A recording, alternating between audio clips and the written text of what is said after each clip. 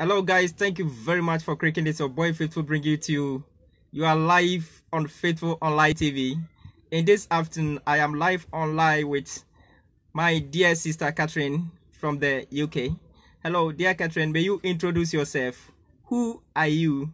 If someone here is hearing the name Catherine, can you introduce your name? Who is Catherine? Hi, Faithful.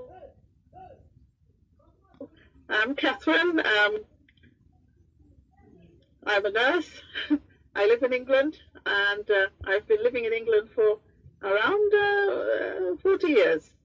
I live in Essex, and I love my work, and yeah, that's me. Okay, that is great. That is dear Catherine speaking. He's one other participant as well as also a mother to me. She is a lovely mother to me also in the UK.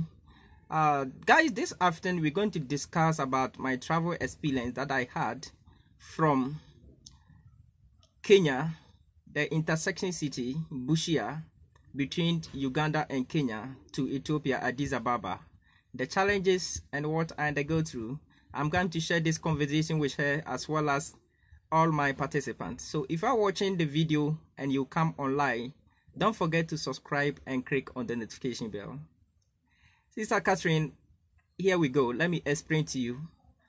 When I was in Kenya trying to find my way by bus to Ethiopia, the capital city Addis Ababa, I boarded the bus from the city Busia. That is the intersection city between Uganda and Kenya. And from Busia, I head up to Kakamega.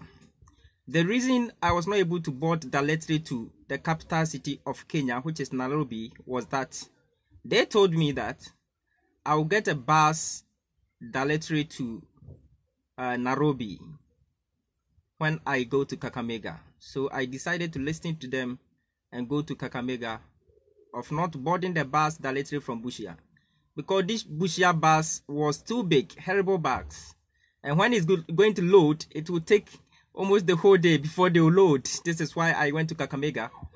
The Kakamega is one of the city in Kenya. Let me end it here. Do you have any question to ask me? So I will answer you, because we are sharing this conversation live on Faithful Online TV for each and everyone who is ready to listen to us, to hear and also advise and understand, to get the idea of how the journey looks like. Because in this episode, I will explain everything of the journey from Kenya to Ethiopia, Addis Ababa by road. If you have any question, ask me, so I will continue to explain.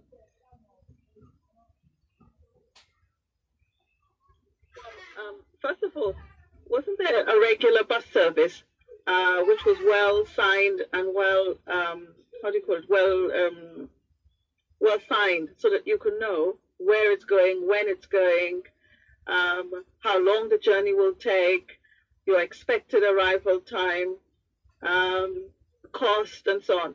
You know, there ought to have been like an information booth or something where you could get the information to know the best options. So say, for instance, you wanted an overnight trip to Nairobi, there should be signs saying, this is the bus to Nairobi, it leaves at this time, this is the cost, and, you know, your arrival time or expected arrival time in Nairobi, where exactly in Nairobi the bus will drop you off, so that you can make arrangements and also inform other people who might need to meet you. So I can't understand, although it's a border town, because I understand Busia is a border town, and obviously it's not a capital city, but they should have even basic information to help travelers. Or are they only catering for local people and not for others who are coming who don't? Because yes, it's quite curious, because I know that people from Congo, from Rwanda, from other parts of Uganda can use that border town. So why wasn't there more information? I mean, that's my question. Why did you have to find out the hard way? Why can't they offer better services? Because if you consider East Africa is quite a major hub, and there are lots and lots of people who are traveling every day, surely it makes sense if they want to encourage tourism, if they want to encourage other Africans to visit, if they want to encourage foreign tourists even, that they need to up their game. I mean, what do you think? Your question is, let me answer it or put it in this way. In East Africa, the whole entire East Africa, I've never saw something like online bus booking for long journey. The government online bus booking, I never see anything like that. They call it matatu. The buses, the name used to represent the bus is matatu. The matatu service, it's owned by the private individual. I stand to be corrected. I don't know if the government is into shares or into this business.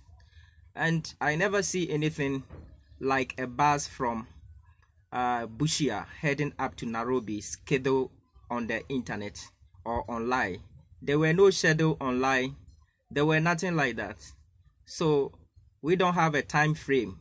When the bus come on board, the bus will wait till it gets full before it will move. That is how the schedule about the buses that run from Busia directly to the capital of Kenya, which is Nairobi. So there is nothing like online schedule as if you are going to book an airline of what UK is looking or what the UK they are doing in British or in the United Arab Emirates. I saw the same thing they are doing in Dubai. When I was in Spain also, I saw the same thing. There is nothing like that. So here, when the bus come to stand on board, you have to wait. When it is full with passengers, then it moves. Another bus also will just come on board, waiting till it's full before you move. So that is the answer of your question.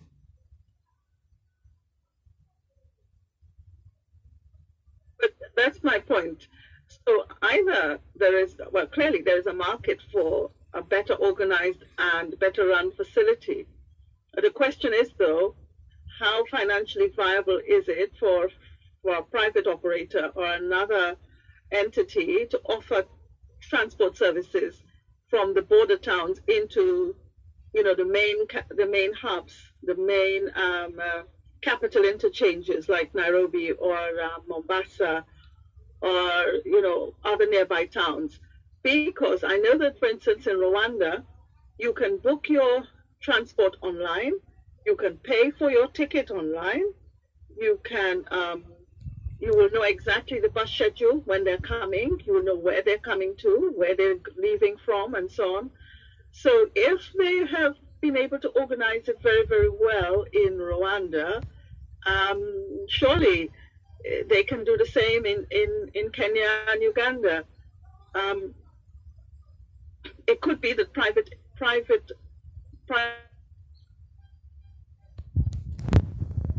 run by Egged. No, anywhere in Israel you want to go, the schedule, the amount, when it comes, where it's going to, how long it will take, where it will collect you from, where it will drop you off from. It's very organized, and buses come like every 5 minutes.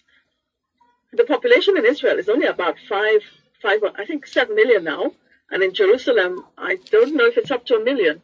And yet they're very organized and on time with their schedules. So do you think that there's a need for the Ugandans and the Kenyans, whether it's private operators of the matatus or some other entity, to put all of these services on an online platform and then coordinate it and maybe charge a small fee so that